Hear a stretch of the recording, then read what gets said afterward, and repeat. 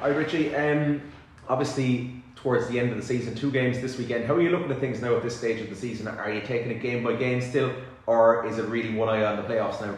It has to be game by game, Colin, I think, because when you look at it, we're trying to improve performances obviously and get results. So look, we've got 4 games, not looking at a playoff yet or whatever, just looking at UCD now, and then after that game we look at Shamrock Rovers, because can't take any games here in this division lightly, you know. So it's going to be a challenging few games ahead, but look, we're all looking forward to it. It's just trying to pick up as many points now before the end of the season, and it is obviously most likely a playoff. So I mean, and I suppose it gives guys a chance to kind of build up a bit of momentum ahead of that as well, if you picked up a few results along the way. Yeah, we spoke with that this morning at training, is that look, there's been a positive vibe in terms of performances the last couple of weeks and stuff like that. Now we just need to back that up with results, you know, and that's the aim, you know, for the coming weekend, is that we can start putting points on the board, and that'll again breed more confidence within the group, you know. UCD tomorrow night in Belfield. On paper it should be handy when they're rock bottom of the table and they're already relegated, but I mean, you went up there earlier on in the season and lost, so you know what they're capable of. I wouldn't say it'd be a handy one, because I look at their results in recent weeks and their performances, watching the games and stuff like that. You look at the game against Bows, 2-1 at home. I think their last 3 games at home, they drew Rovers 0-0, and then they've lost 1-0 to Pat. So they're in games.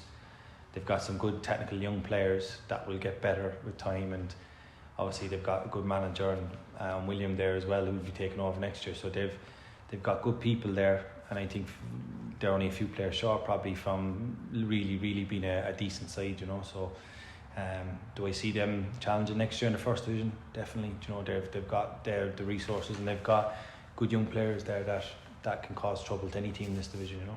How are you fixed in terms of injuries and so on with the squad tomorrow night? We've actually got an illness in the camp, so we've had that now for the last 7 or 8 days. A few of the players have been out of training and that, so we've had a few casualties there, so it's been difficult to manage that this week. So, but look, it just gives players an opportunity tomorrow to go and put on a performance, and you know, hopefully them boys that are out at the moment will be back. Is it likely that you'll be missing a few key players tomorrow night? So missing a few, we might be missing a few, yeah, but look, you'll see by the team sheet, yeah. You know, you'll see by the team sheet who it is and stuff like that, you know. But look, that's part and parcel of it as well, you know. As I say, it just gives other lads an opportunity. Would you be hoping those lads might recover for Monday? Hopefully, yeah. So, yeah, they've a few of them been knocked back with it and stuff like that. So look, hopefully that they'll be okay, you know. But look, again, I'll just concentrate on tomorrow night, and then we'll take Monday when it comes, you know. Great, thanks Richie. No worries, thanks. Trevor, do you want to come in there? Hi Rich. Hi Trev, how are you, right? Good. Mathematically, obviously, Rich, you can still stay up, but it's highly unlikely. So is it just kind of, getting performances now from the group and finishing strongly, you know, so there's kind of some momentum going into the playoffs? Yeah. Look, Trev, look, for me, first and foremost, probably coming in and stuff at the late stage was kind of getting, first of all, performances that, you know, we're in games and that we're competing really, you know, in every game and stuff like that, you know.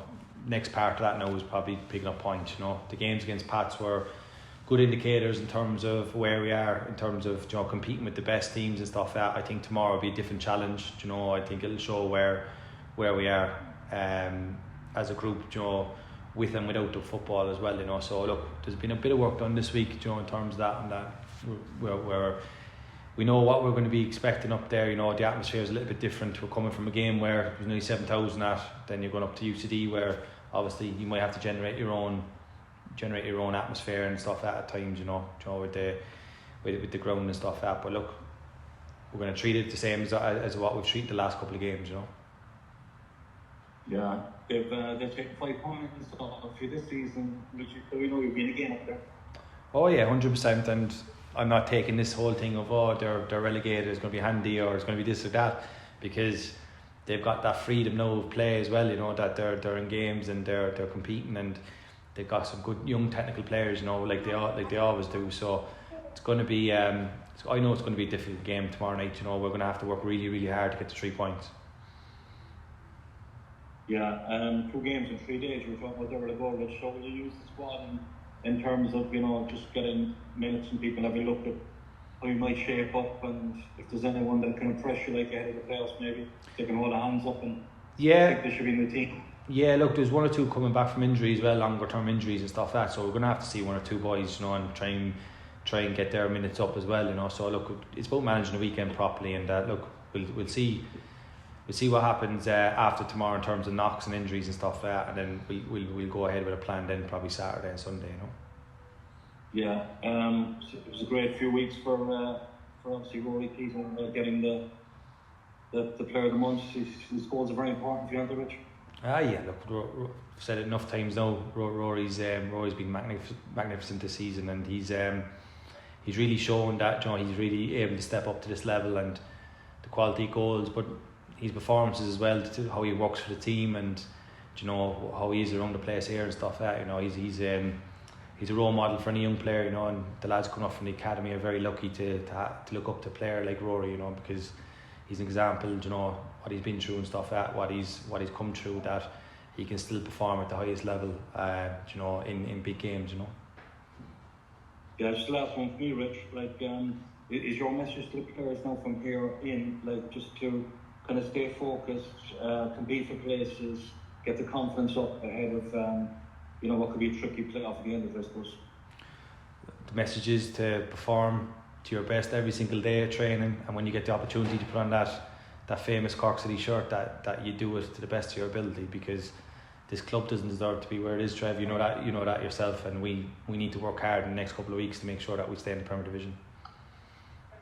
Good luck Friday night, Rich. Thanks, Trev. Cheers. John? I'll come in if that's all right. Hey, Richie. Hey, John. How are you? All right? You all right? Around you? Good. But it'll be 12 days between the games. Did the illness affect what you were planning to do? What way did you approach it? Yeah, it has, to be honest, John. Look, the training, the way we've trained and stuff like that, the personnel missing training and stuff like that has affected some of the sessions. But look, again, as a manager or a coach, you have to adapt. You have to be ready for all things to happen. So look, for us, it's about just having that solid game plan for tomorrow night, and that if we apply ourselves properly, that we have a good chance of picking up 3 points. Did you plan a friendly, or did you get a friendly in at all?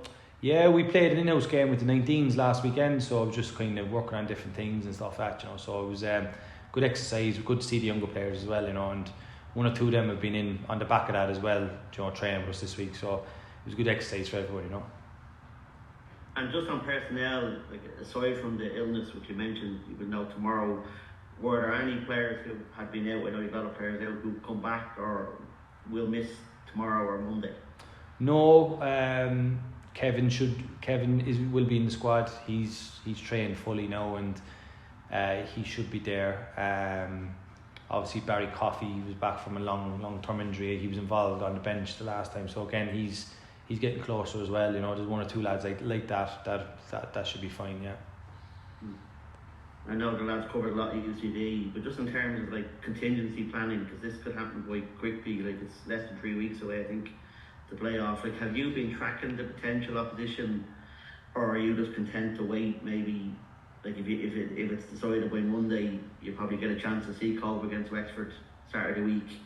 Is that the way you would sort of monitor the potential opposition? No, that work has started already. It started since I've been in terms of the managerial position, so that's already started, and that will continue till it happens, that type of way. So again, look, it's still an outside possibility. Look, we get the wins and we get out of it, but look, I have to be realistic as well, that we're already looking at that, so you have to cover all bases really, Which includes 5 teams potentially. Yeah, it does.